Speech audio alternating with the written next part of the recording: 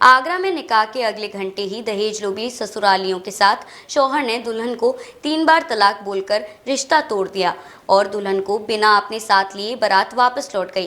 पीड़ित पक्ष की शिकायत पर पुलिस गंभीर धाराओं में मुकदमा दर्ज कर आरोपियों की तलाश में पुलिस दबिश दे रही है।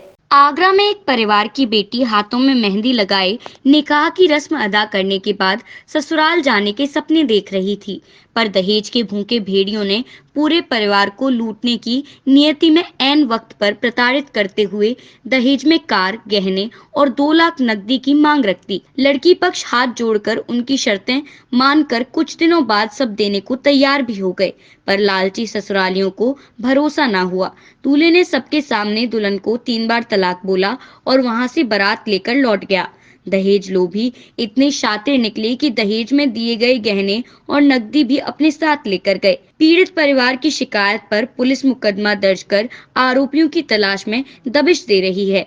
मंटोला के ढोलीखार निवासी वारसी परिवार के द्वारा अपनी 2 बेटियों का निकाह तय किया गया था। बुधवार को शहर के नामी प्रांशु गार्डन में उन्होंने बारात की शानदार दावत का इंतजाम किया था। एक बेटी की शादी तो अच्छे से निपट गई और वो विदा होकर ससुराल चली गई, पर दूसरी बेटी के ससुराल वाले दहेज के लोभी निकले।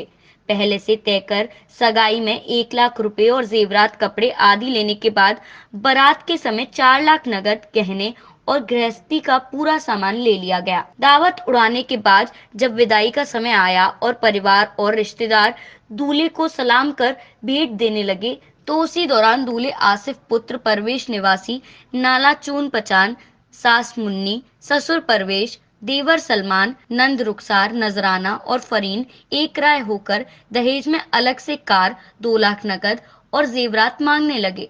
लड़की के परिवार वाले गुहार लगाने लगे कि जो भी तय हुआ है वो सब हमने दे दिया है और आगे जो भी चाहिए वो हम बाद में दे देंगे, पर उन्होंने उसी समय सब इंतजाम करने को कहा। काफी मिन्नतों और पंचायत के समझाने के बाद भी वो दुल्हन को ले जाने को तैयार नहीं हुए और शौहर आसिफ ने सबके सामने दुल्हन को 3 बार तलाक देकर रिश्ता खत्म कर लिया और कहीं भी शिकायत करने पर पूरे परिवार को जान से मार देने की कहता हुआ बारात वापस लेकर चला गया। मामला पुलिस के पास पहुंचते ही police commissioner doctor Pritinder Singh ने तत्काल संज्ञान लेते हुए थाना ताजगंज को निर्देश दिए और पुलिस ने गंभीर धाराओं में मुकदमा दर्ज करते हुए आरोपियों को पकड़ने के लिए दबिश देना शुरू कर दिया है। वहीं घटना के बाद पूरे परिवार पर दुखों का पहाड़ टूट पड़ा है।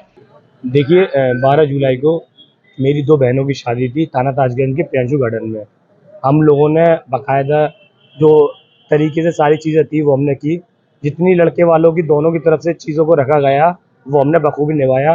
पहली जो बड़ी बहन थी उसकी नाई की मंडी में शादी हुई, उसको बाकायदे उसको रुखसती की गई, अच्छे से खाना खिलाना हुआ, दोनों तरफ से शांति व्यवस्था के साथ उस शादी को संपन्न किया गया।